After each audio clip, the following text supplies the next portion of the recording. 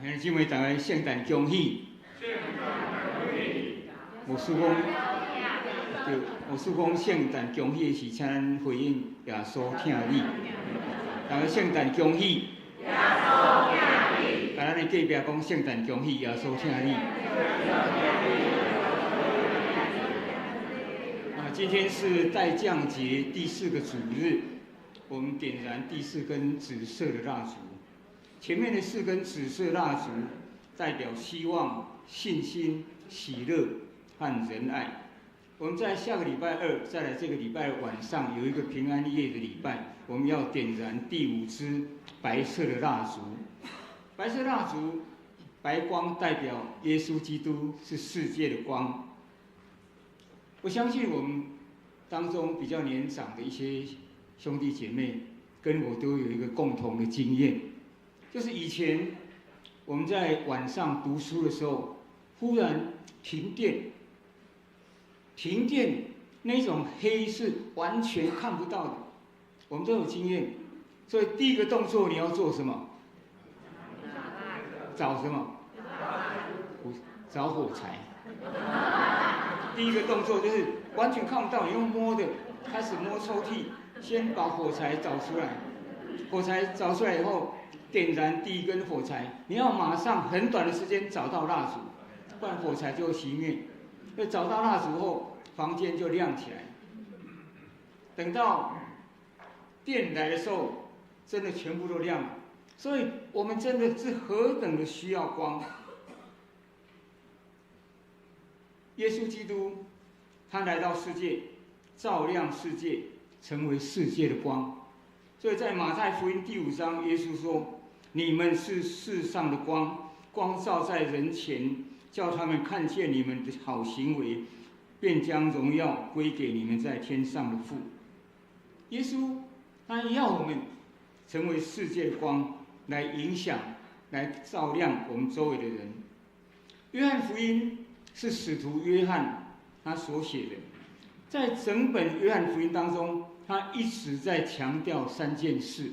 第一是生命，人需要得到上帝的生命，因为从亚当犯罪以来，人受罪的捆绑，成为罪的奴隶，所以罪在世界上所带来的是凶杀、恶毒、欺骗、淫乱、征战，所以人在罪里面跳不出来。所以我们看亚当他犯罪以后，他的儿子该隐杀死亚伯，他马上受到罪的惩罚。所以约翰他很强调人需要回来得到上帝的生命。当上帝的生命进入人里面，人就有上帝的属性。上帝的属性是圣洁、公义、慈爱、怜悯、温驯、良善。人在接受上帝的生命以后，很自然有上帝的属性在我们里面，所以能够将罪恶排除。所以约翰很强调生命的问题。第2项，约翰所强调的是爱心。约翰的另外一个名字是便尼奇雷子，台语说是雷公仔囝，什么意思？就是脾气很坏，很容易生气，但是他成为耶稣的学生以后，他个性改变，充满爱心，所以最后他完成约翰福音、约翰1书、2书、3书，还有启示录。那里面所说的很多都是强调上帝的爱。在约翰1书4章7到8节，他说：“亲爱的弟兄啊，我们应该彼此相爱，因为爱是从神而来。凡有爱心的，都是从神而生，并认识神。没有爱心的，就不认识神，因为神就是爱。”第3项，他强调的就是光。我们今天的主题是耶稣照亮世界的光。所以第一点，我要跟大家分享的，就是耶稣基督是世界的光。在约翰8章12节，耶稣说：“我是世界的光，跟从我的人就不走在黑暗，必要得到生命之光。”我们刚才读的经节，约翰福音第1章1到4节，他写说：太初有道，道与上帝同在，道就是上帝。这个道起初与上帝同在，万物是借着他，借着道造成。凡受造的，没有一样不是借着耶稣，借着他造成的。生命在人的里面，生命在他里面，这个生命就是人的光。这一段经文，也许有人很困难了解。太初有道，所以你如果把这个道读成耶稣，我相信对我们都有帮助。你把道读成耶稣，就是太初起初有耶稣，耶稣与上帝同在，耶稣就是上帝。这个耶稣起初与上帝同在，万物是借着耶稣来造成。凡受造的，没有一项不是借着他造成的。生命在他里面，这个生命就是人的光。所以这一段经节，你用耶稣读成，把耶稣取代这个道，你就能够比较能了解。所以耶稣不只是那个道，也是那个光。在第5节，约翰说：光照在黑暗，黑暗却不接受它。这个接纳、接受，原文的意思就是了解，就是神的光照在世界，但是世界不了解、不接受这个光。所以我们今天，我们是何等需要这个光来临到我们当中。这个光来要做什么？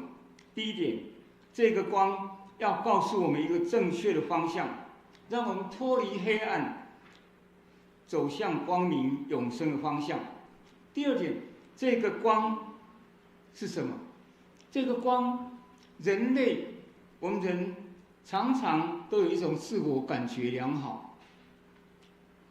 我活得不错，我身体也不错，我为什么需要上帝？但是当这个光照到你里面以后，人才会看到自己的罪性在神的面前，所以人才会开始去仰慕那个光。第三个，上帝的光也是慈爱的光，在我们圣诗620首是 John Henry Newman 所写的，慈爱真光救我脱离困境。这首歌里面他说到，耶稣基督是在黑暗中慈爱的光，也是带来你光明的光。所以你若接受这个光，你会感觉有温暖、有爱、有喜悦。这个光是上帝慈爱的光。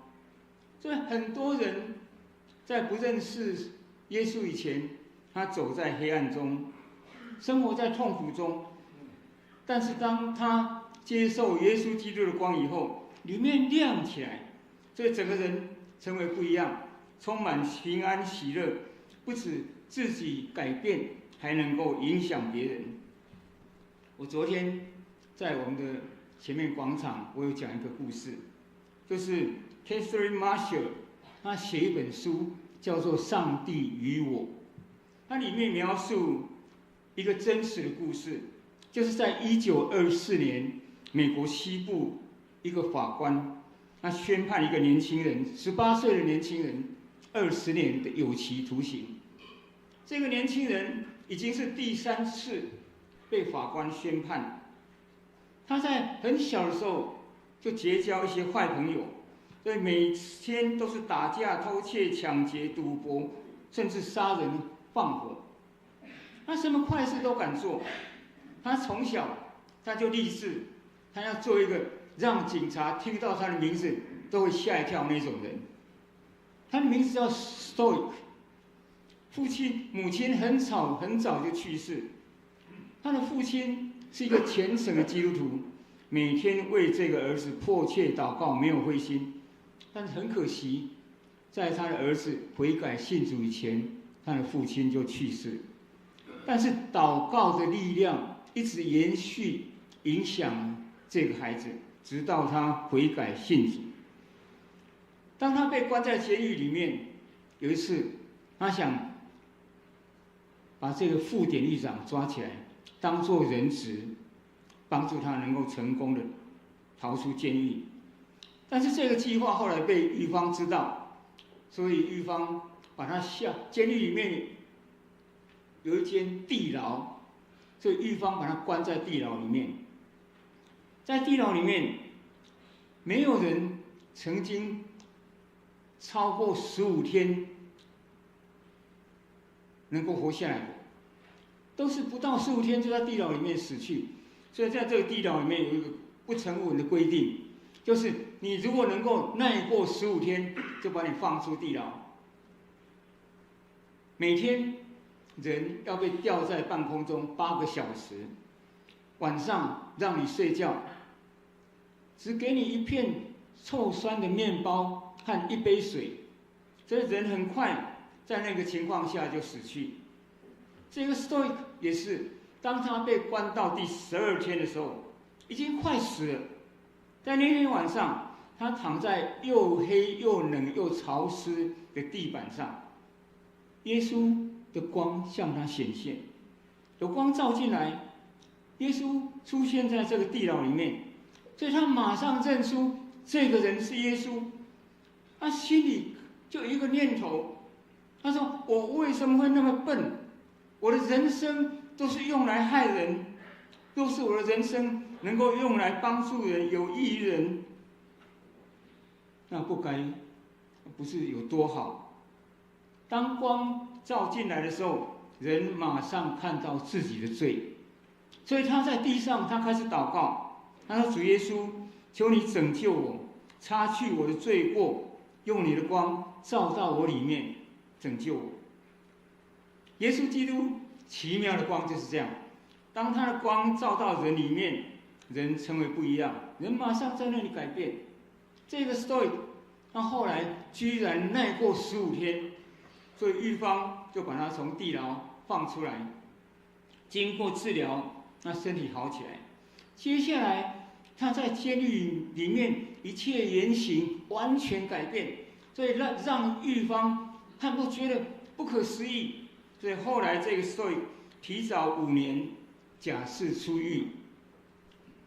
他被放出来以后，他到处在各地的监狱里面，在那里传讲上帝的信息，做见证，领人信主。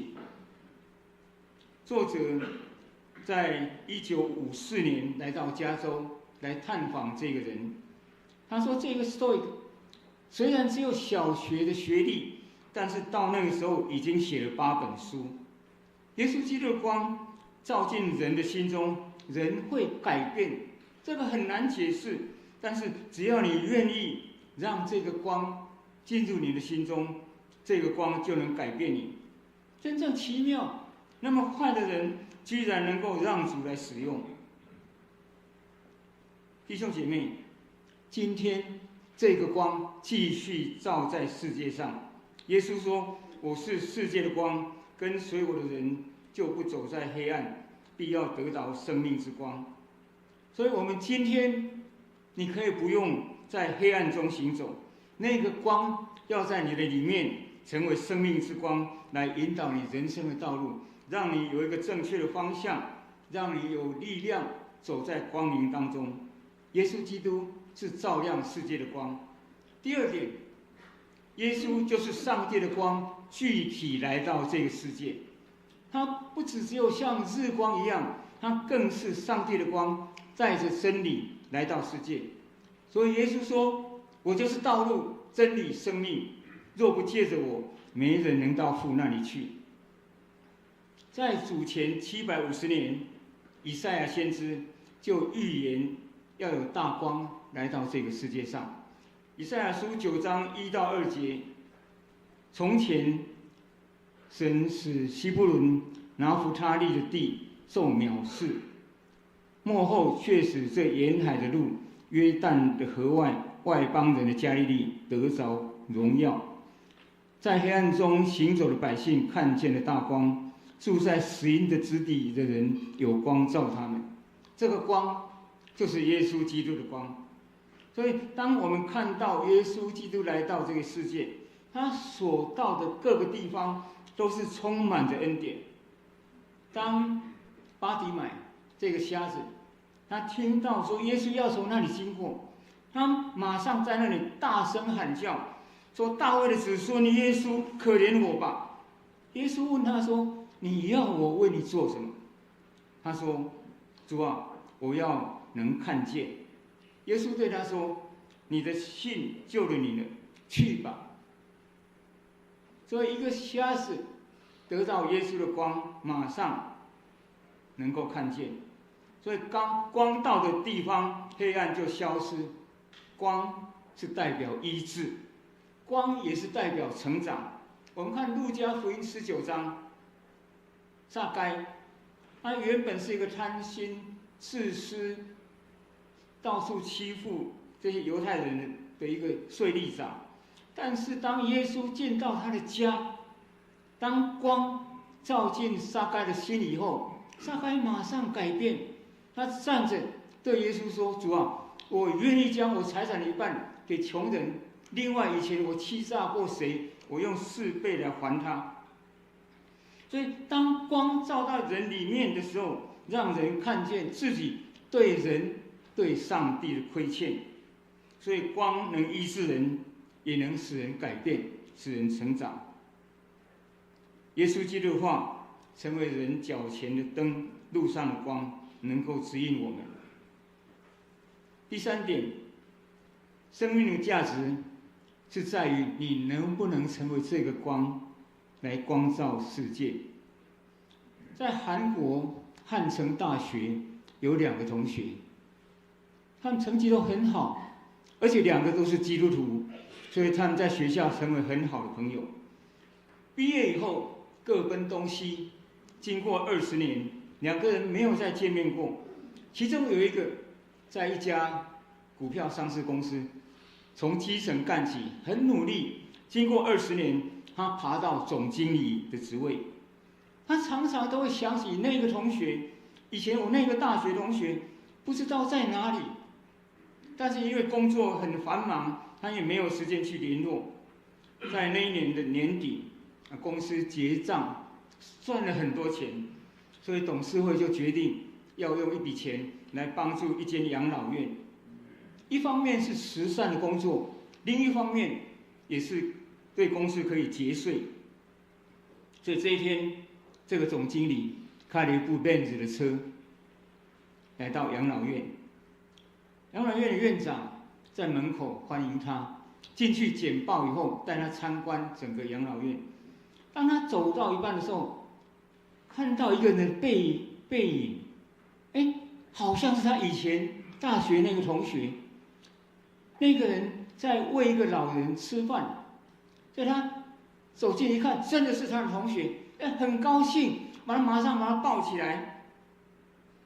他说：“我找你那么久，居然在这里看见你，这一位是不是你的父亲？你在帮他喂饭？”他说：“不是，我是在这里工作。20年没见面，一个是公司的大老板，西装笔挺；一个是养老院的员工，穿着工作服。”他说：“我在这间养老院工作，另外在养老院的上方有一家孤儿院，我是在2个地方跑来跑去，在这里工作。”他问这个总经理说：“你今天来这里做什么？”他说：“公司因为今年有赚钱，我们提拨一笔经费来帮助这间养老院。”20年没见面，2个人有很多话要说，所以这个同学就带他这位总经理的同学到他的宿舍。他的宿舍就在孤儿院跟养老院的中间。走进宿舍，让这个总经理发现一间很普通的房子，里面设备简单，也没有什么装潢，甚至连沙发都没有。这2个人坐在地板上开始聊起来，许多往事聊不完。聊了一阵以后，这个同学跟他说：“我还有事，我要过去孤儿院那一边。”所以2个人用走的走回养老院。这个总经理走到养老院的时候，他手伸进他的口袋，要拿出一串钥匙。原本他是要载他的同学过去孤儿院那边，忽然他心中有一个念头，他觉得他不配。他看到这个同学，他住的、穿的、过的是那么简朴的生活，是一种很有爱心、很有意义的生活。但是我却是住在高级住宅，开最好的车，生活百般享受。所以当他要拿出这一串的钥匙的时候，他手马上伸出来，他有一种不配的感觉。最后两个人在那一边分手。这个总经理他目送他的同学走到孤儿院，忽然在他心中有一个想法，他说：如果我今天离开这个世界，如果上帝召我回去，虽然我在这里，我在地上有一大串的钥匙，但是打开天堂大门那根钥匙，我有没有？我的生命比不上我这个同学，他是充满爱、充满光，是向人生的光明面在奔跑，我却不是。这篇文章是这个总经理他写的，有一种忏悔的意思。弟兄姐妹，什么是人生？人生不一定富足就代表你的价值，人生命的价值是在于你能不能成为那道光，来照亮世界，来让你周围的人得到温暖。就像这个年轻人，他过着很简朴的生活，没有人知道的生活，但却是用上帝的爱来爱这些孤儿，这些孤苦的老人。德瑞莎修女，她在印度，她做的是最卑贱的那一种工作，但为什么她能够得到诺贝尔奖金？为什么她给世界上那么多人留下怀念？因为她的爱心，她愿意成为光，来光照世界，影响千千万万的人。在圣诞节的时候，求主帮助我们再一次学习，光是要融化，光是要牺牲。所以希望我们能够大家有好的行为来影响，来光照我们周围的人，让我们的光能够为耶稣基督的真理做见证，让我们周围的人因为我们的光得到温暖。耶稣说：你们是世界的光，光要照在人的面前，让他们看见你们的好行为，来荣耀上帝。我们一起来祷告。父神，我们感谢你，在圣诞的时候，虽然外面的气候寒冷，但是我们仍然用喜悦的心进入主你的圣殿。我们在这里敬拜你，我们在这里一起思想耶稣基督来到世界，他的目的是什么？耶稣基督来到世界，成为世界的光，来光照世界，也光照我们每个人的心中。求主帮助我们能够学习，能够成为世上的光，来影响，来帮助我们周边的人。我们将祷告，奉主耶稣基督的圣名，阿门。